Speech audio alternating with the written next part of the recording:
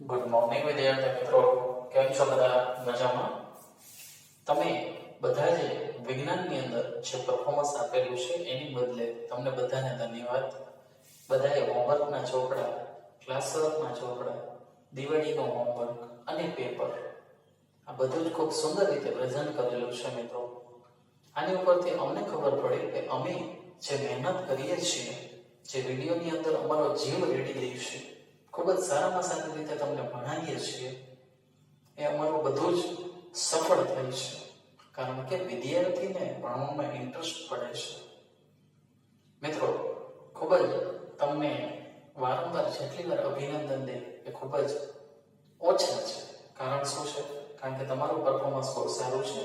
8મું ધોરણ એટલે પ્રાઇમરી જ છે, પરંતુ ખરેખર જોઈએ તો પ્રાઇમરી લેવલે પણ તમે એટલું બેસ્ટ કામ કરો છો કે અમને ગર્વ થાય છે કે અમારે આવા વિદ્યાર્થીઓને અમે ભણાવીએ છીએ, એટલે અમને પણ ભણાવવાની વધારે ને વધારે ઉત્સુકતા થાય છે. તો એ માટે તમારો પણ આભાર. હવે આજના સેશનની અંદર આપણે તમારું 8મું ધોરણ એમાં વિષય વિજ્ઞાન 13મો પાઠ આપણે ચાલુ કરેલો છે. લાસ્ટ લેક્ચરમાં મેં તમને પારિભાષિક શબ્દો કરાવેલા હતા. આજે અમુક જે બીજા પારિભાષિક શબ્દો છે એ આ સેશનની અંદર તમને ભણવાનો છું.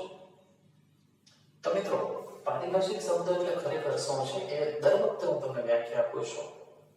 પારિભાષિક શબ્દો એટલે એવા શબ્દો કે જે પાઠની અંદર આવતા હોય, પ્રશ્ન જવાબની અંદર આવતા હોય, તેની આપણે વ્યાખ્યા આપી છે, એને સમજાવી છે કે ખરેખર આ પારિભાષિક શબ્દો શું છે. આ પારિભાષિક શબ્દો ખરેખર શું છે તો એની વ્યાખ્યા આપી, તેને અન્ડરસ્ટેન્ડ કરી આપણે.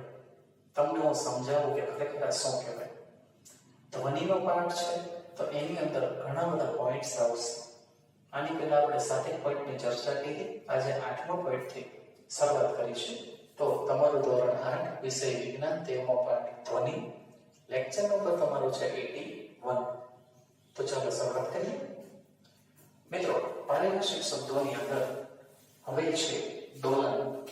આની પહેલા પણ એક વાત તમને કીધું તો કંપિસ્તા છે. એ જ્યારે આવ્યો હતો ત્યારે મેં તમને દોલન વિશે વાત કરી હતી. It is called oscillation in English. In English, it is called oscillation. દોલન means oscillation. તો ચાલો અહીંયા દોલનની વ્યાખ્યા આપીએ. સમતોલન સ્થાનની આસપાસ થતી પુનરાવર્તિત ધીમી ગતિ. સમતોલન સ્થાનની આસપાસ થતી ધીમી પુનરાવર્તિત ગતિ, જેને કહેવામાં આવે છે દોલન. મેં તમને આની પહેલા પણ સમજાવેલું હતું મિત્રો કે માની લો this is a clock watch.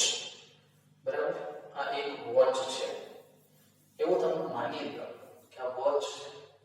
આ એનો શું છે? આ એનો ક્લોક છે. હવે આ મહત્તમ સ્થાન સુધી અહીં સુધી જાય, ફરીથી રિટર્ન અહીં આવે. આ એકવાર જાય, બીજી વાર આવે. આ સમતોલન સ્થાન છે. ઓકે, અને ફરીથી અહીંયાથી મહત્તમ સ્થાન સુધી જાય, ત્રીજી વાર, અને ચોથી વાર રિટર્ન આવે. તો આ 1, આ 2, આ 3 અને આ 4. ચોથી વારમાં જ્યારે સમતોલન સ્થાન સુધી આવે તો એક દોલન પૂર્ણ થયું તેવું કહેવાય. એક દોલન પૂર્ણ થયું તેમ કહેવાય. આને આ રીતે સમજીએ. આ સમતોલન સ્થાન છે. હવે હંમેશા યાદ રાખજો કે ઉપર તરફ જે ગતિ થાય એ પ્લસ ગતિ હોય. મહત્તમ સ્થાન આ 0 ગણવામાં આવે. નીચેની તરફ ગતિ એ માઈનસ ગણવામાં આવે. હવે શૂન્ય સ્થાનેથી કોઈ તરંગ બિંદુ સ્વરૂપે નીકળ્યું અને મહત્તમ સ્થાન સુધી જાય છે. ફરીથી આ સમતોલન સ્થાન સુધી આવે છે, ફરીથી નીચે મહત્તમ સ્થાન સુધી જાય અને ફરી સમતોલન સ્થાન સુધી આવે છે. તો મિત્રો, ખરેખર આ ટેકરા જેવું છે એને કહેવાય શ્રોમ, આને કહેવાય ગર્ત. આ છે આટલું, એને એક તરંગ કહેવાય. શું કહેવાય? તરંગ. આને શ્રોમ, આને ગર્ત. અને આ જેટલો વિસ્તાર છે અહીંથી આ મહત્તમ વિસ્તાર છે અહીંયા સુધી ગયું તો આને કહેવાય કંપ વિસ્તાર. શું કહેવાય મિત્રો? કંપ વિસ્તાર. ફરીથી નીચે આવશે, ફરીથી માઈનસ જશે, ફરીથી ઉપર, એટલે 4 વાર કંપ વિસ્તાર ગણવામાં આવે ત્યારે એક દોલન પૂર્ણ થયું કહેવાય. અને આ ગતિ કોન્સ્ટન્ટલી ચાલુ જ રહેશે. તમે ઘડિયાળના લોલકની ગતિ છો 1 2 3 4, ચારે મિનિટ સ્ટોપ નથી થઈ જતો, ફરીથી એની ગતિ ચાલુ જ રહે છે. આ ધીમી અને પુનરાવર્તિત ગતિ છે એને દોલન કહેવાય. સમજાણું દોલન? કેટલું ઈઝી છે. ઠીક છે. મધ્યમાં સ્થાનથી લોલક આમ છે, ફરીથી આમ છે, આમ છે, આમ છે. એની આપણે હિંચકાની ગતિ છે એ પણ દોલિત ગતિ છે. આવી ગતિને દોલિત ગતિ કહેવાય અને આને દોલન કહેવાય. ક્લિયર? Next, pitch. હવે છે પીચ. ક્રિકેટની પીચ નહીં મિત્રો, અહીં ધ્વનિ છે એના સંદર્ભમાં પીચને એક અલગ જ વસ્તુ કહેવામાં આવે છે. શું છે પીચ? ધ્વનિનો જે ગુણધર્મ તેની મહત્તા અને ન્યૂનતા રજૂ કરે છે તેને પીચ કહેવામાં આવે છે. ધ્વનિનો જે ગુણધર્મ તેની મહત્તા અને ન્યૂનતા રજૂ કરે છે તે ગુણધર્મને પીચ કહે છે.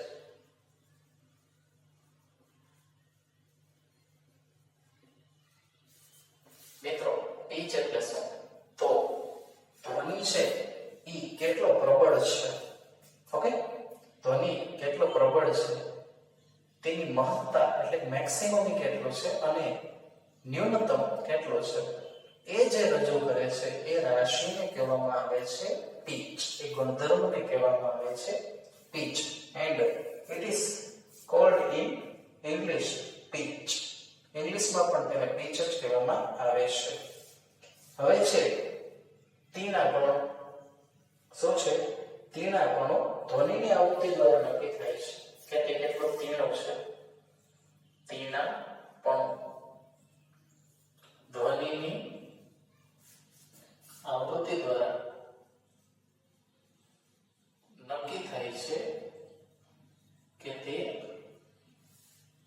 કેટલો તીણો છે. ઓકે, કેટલો તીણો છે. મિત્રો તીણો ધ્વનિ એટલે શું? તો લેડીઝનો અવાજ છે તીણો હોય, પુરુષનો અવાજ છે ઘોઘરો હોય. આની ઉપરથી તમે એમાં ડિફરન્સ કાઢી શકો કે તીણો અને ઘોઘરો એ અવાજ કેવા હોય, એ ધ્વનિ કેવા હોય. Okay, next, આવર્તકાળ.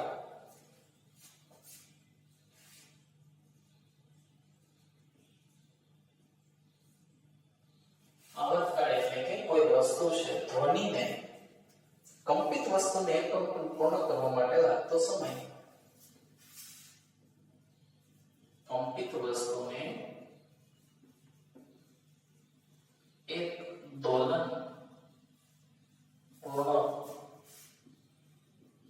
કરવા માટે લાગતો સમય જે સેકન્ડમાં હોય.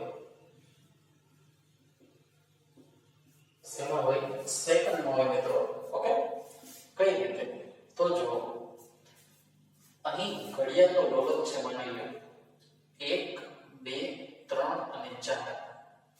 એ 4 વાર સમતુલન સ્થાનથી પસાર થાય એ જે સમય છે એ સેકન્ડમાં હોય અને એને જ કહેવામાં આવે છે આવર્તકાળ. એક જાતનો સમય. સમજાય છે? સમય, આવર્તકાળ. એક દોલન પૂર્ણ કરવા માટે લાગતો સમય એને કહેવાય આવર્તકાળ. સમજાણું? એક દોલન પૂર્ણ કરવા લાગતો સમય પછી ઘડિયાળનો હોય, હિંચકાનો હોય. ઓકે, ચલો નેક્સ્ટ. પછી છે કંપન. કંપન જે આગળ પાછળ ગતિ છે એને કંપન કહેવામાં આવે છે, પણ સામાન્ય ભાષામાં પદાર્થની આગળ પાછળ ઉપર નીચે થતી ઝડપી ગતિ, પદાર્થની આગળ પાછળ કે ઉપર નીચે થતી ઝડપી ગતિ, કંપન. આપણે મિત્રો ઘણીવાર કંપન અનુભવીએ પણ છીએ. કંપન ચીપીઓ આવે છે જે ધાતુનો બનેલો હોય અને તેને રબર હોય એના એક સ્ટેન્ડ સાથે મારવામાં આવે. સમજાયું?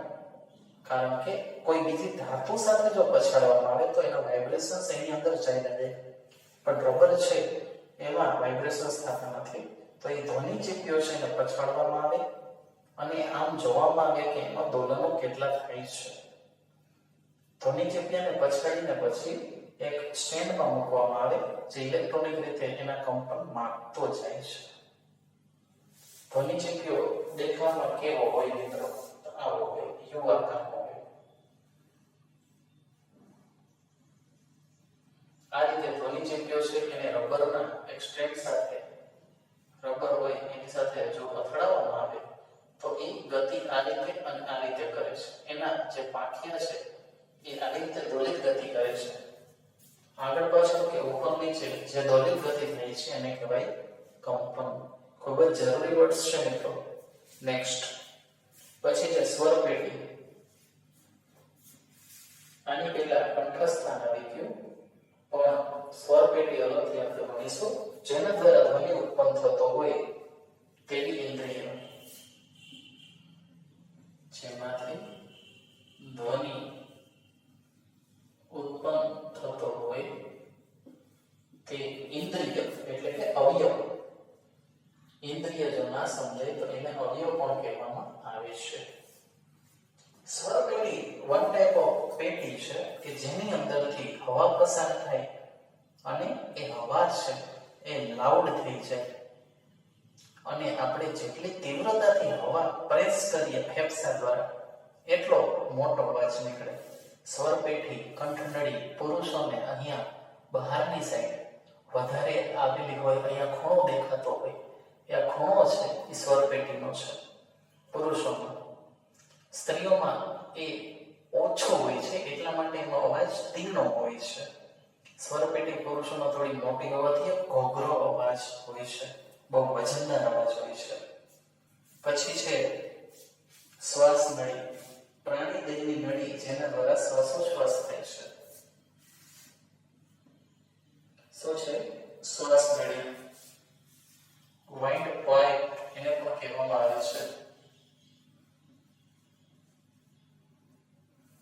શ્વાસ નળીથી આપણે બધા પરિચિત તો છે મિત્રો. પ્રાણી દેહની નળી, પ્રાણીના દેહની નળી કે જેના દ્વારા શું કરીએ છીએ? શ્વાસોચ્છ્વાસ થાય છે. શ્વાસ અને ઉચ્છ્વાસ એટલે શું મિત્રો? નાકથી આ નાસિકા છે એ નાસિકાથી શરૂ કરીને અહીંયા એક નળી છે એ અહીંયા પાછળથી અંદરની સાઈડથી અહીંયા ઉતરી જાય છે, જેનાથી આપણે શ્વાસ લઈએ છીએ અને એ નળી ફેફસામાં ખુલે છે.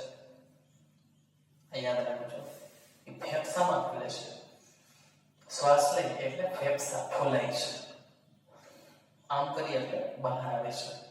જે ઓક્સિજન અંદર લેવાની ક્રિયા છે, આમ ફેફસા ફૂલાય એ શ્વાસ. નાક દ્વારા જે કચરો એટલે કે જે ઉચ્છ્વાસ આવે છે એને કહેવાય શું? કાર્બન ડાયોક્સાઇડ નો ઉચ્છ્વાસ. શ્વાસમાં આપણે શું લઈએ છીએ? ઓક્સિજન. ઉચ્છ્વાસમાં શું બહાર કાઢીએ છીએ? Carbon dioxide. તો શ્વાસ અને ઉચ્છ્વાસ એની કમ્બાઈન એટલે કે જોડાણ એની પ્રક્રિયા છે શ્વાસોચ્છ્વાસ. સમજાણું તમને? શ્વાસમાં આપણે કયો વાયુ લઈએ છીએ? ઓક્સિજન. અને છોડીએ છીએ કયો વાયુ? Carbon dioxide. ઠીક છે? તો આજના જેટલા પણ વર્ડ્સ છે મિત્રો એને તમને ખૂબ સારી રીતે શીખવાડેલા છે અને તમારે પણ એ ખૂબ સારી રીતે શીખી લેવાના છે. તો આજે હું તમને હોમવર્કની અંદર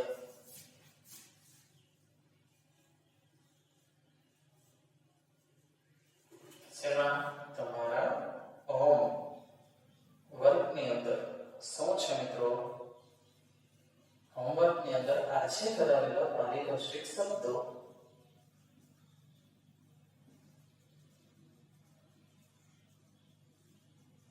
CW માં અને HW માં વન ટાઈમ એક વાર એટલે કે બે વાર લખવાના છે. બરાબર, આ હોમવર્ક વ્યવસ્થિત કરી લેવાનું છે, બોલવાનું નથી. અને મિત્રો વિજ્ઞાનની અંદર કદી પણ કોઈ પણ પ્રોબ્લેમ હોય તો તેને રજૂ કરવાની છૂટ છે. બરાબર, એની માટે ઓફિસમાંથી તમે મારો સમય માંગી લેજો અને એ સમયે હું તમને અવેલેબલ થઈ જઈશ. પણ વિજ્ઞાનની અંદર કોઈ વિદ્યાર્થીને કંઈ પણ ના આવડે એવું બનવું જોઈએ નહીં. તો આજના સેશનમાં જે આપણે પારિભાષિક શબ્દો કરેલા છે એ તમારે CWHW માં લખી કાઢવાના છે. ચાલો મિત્રો, તો હવે મળશું આવતા નેક્સ્ટ વિડીયોમાં. ત્યાર સુધી બધા જ મિત્રો ઘરે રહો, સુરક્ષિત રહો. Thank you.